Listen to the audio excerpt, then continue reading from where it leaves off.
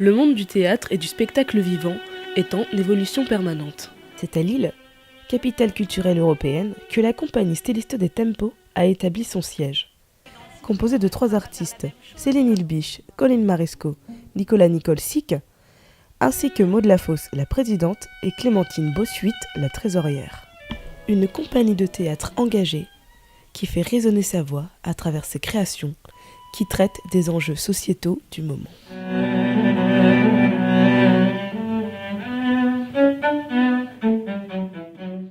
Pour moi, faire du théâtre, c'est questionner le monde et poser des questions aux gens, en fait. J'ai pas de réponse, mais ce qui est certain, c'est que je pense que beaucoup d'auteurs ont posé des questions dans leurs textes et que c'est une manière pour nous de continuer à se poser des questions et avancer ensemble. Heure décousue par la haine, lieu dispersé dans la fureur. Non. Il y a notamment un auteur qui s'appelle Michel Azama, que j'aime beaucoup, qui a dit le théâtre ne change rien au monde, puisse-t-il continuer longtemps d'interroger quelques consciences. Et moi, je me place vraiment à cet endroit-là, en fait, de la résistance, parce que soit on est des esclaves de la société et on avance sans se poser de questions, soit on essaye de faire en sorte que les choses s'améliorent et on voit bien qu'on n'est pas dans un monde juste aujourd'hui. Donc le théâtre permet de transcender les questions et de les poser différemment, de passer par la sensibilité, de passer, alors même qu'il y a des mots, de passer au-delà du mental. Et donc voilà, c'est ça pour moi la résistance par le théâtre, se poser des questions. Le samedi 12 mars, la compagnie présentait Sans frontières fixes lors du Festival des Hauts-Lieux. Un collectif créé par des bénévoles lillois en vue d'aider les migrants mineurs vivant dans le parc des Hauts-Lieux.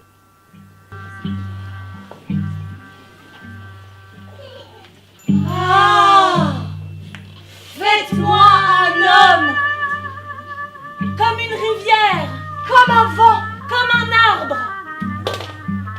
jouissant du droit du ciel. Les 2 comédiennes, Céline Ilbisch et Colline Maresco, ont cette fois-ci invité des jeunes migrants à se joindre au spectacle. Se pose.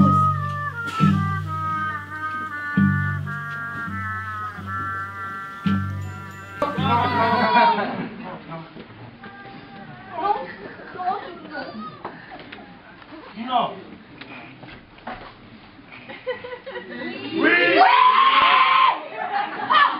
Une pièce où sont repris les poèmes de l'auteur Jean-Pierre Siméon, Sans frontières fixes, des textes qui interrogent sur la pertinence des frontières, vues comme un réel obstacle à l'humanité.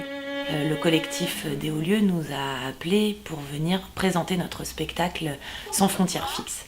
Et Sans frontières fixes, c'est donc un spectacle qui, lui-même dans sa forme, n'a pas de frontières. En tous les cas, qui a des frontières mobiles. Donc pour nous, ça avait totalement un sens, et dans notre démarche artistique, et aussi par rapport à ce que racontent les poèmes du recueil de Jean-Pierre Siméon, de venir participer au Festival des Hauts-Lieux, quoi.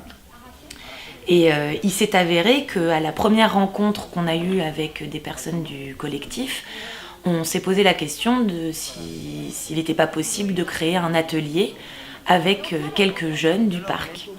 Et donc voilà, on a rencontré les jeunes et on s'est rendu compte que c'était tellement une journée exceptionnelle que ça serait incroyable de pouvoir les faire participer au spectacle, puisque notre spectacle se prête à ça, en fait.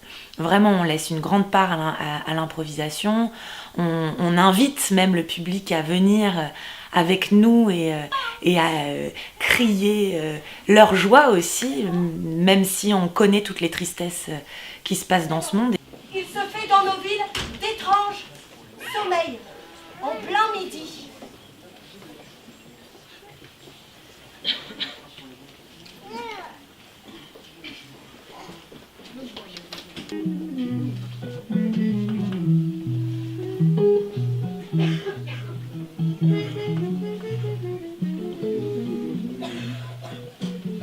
On avait à la fois le spectacle et à la fois cet atelier. Et ça a créé 2 choses, inévitablement. Ça a créé notre rapport avec ces jeunes-là, avec qui on a eu un rapport particulier, où on a pu rentrer un peu plus dans quelque chose d'intime avec 6 jeunes, en fait. qui vivent des choses très difficiles et dont le quotidien n'est absolument pas facile. Donc du coup, c'est passer par autre chose que tous ces questionnements-là horribles qu'ils ont tous les jours et ce pourquoi ils ont à lutter pour exister.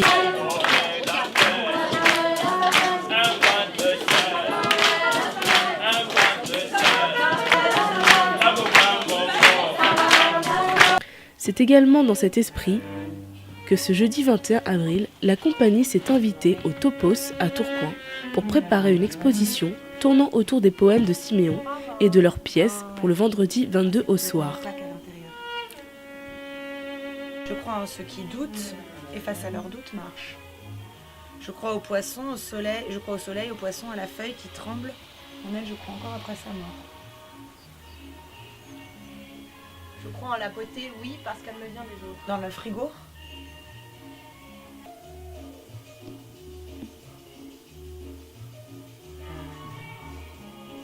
Ça, t'es obligé de le mettre à l'envers. Tu peux pas mettre les deux autres à l'endroit et celui-là à l'envers. Ah oui. Oh, quelle beauté. Je crois des autres.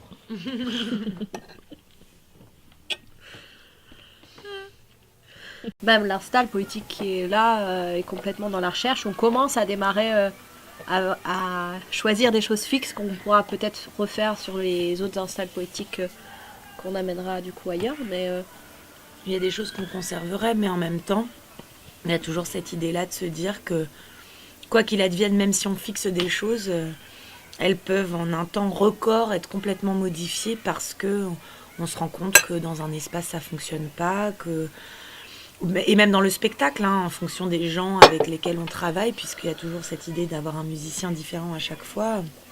On aura beau fixer des choses, si avec le musicien, cette chose-là, elle fonctionne pas, on va pas la conserver sous prétexte que c'est notre spectacle et qu'il faut que ça soit une bulle de spectacle, etc.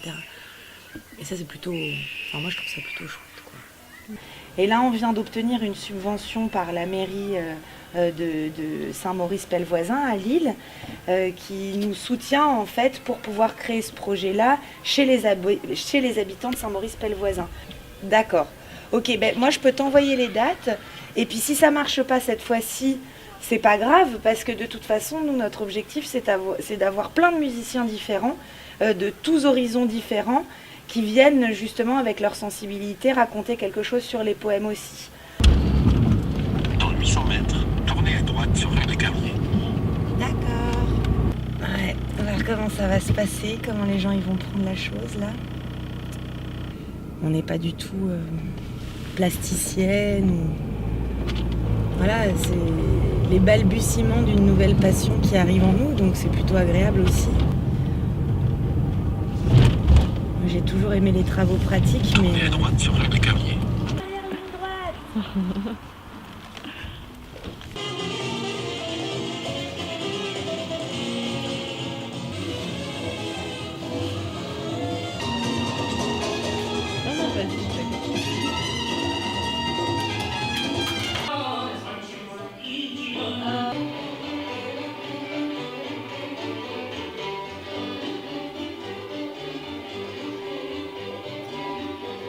Il y a 2 € du coup d'adhésion au lieu, à l'association aussi du lieu.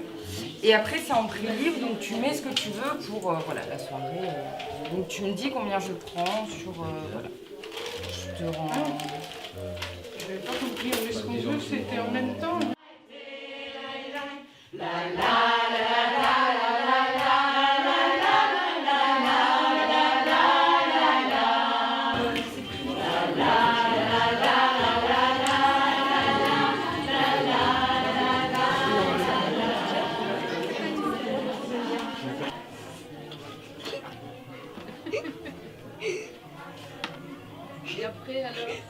Une soirée qui s'est déroulée dans la joie et la bonne humeur, durant laquelle Colline et Céline ont présenté en totale improvisation un extrait de la pièce Sans frontières fixes.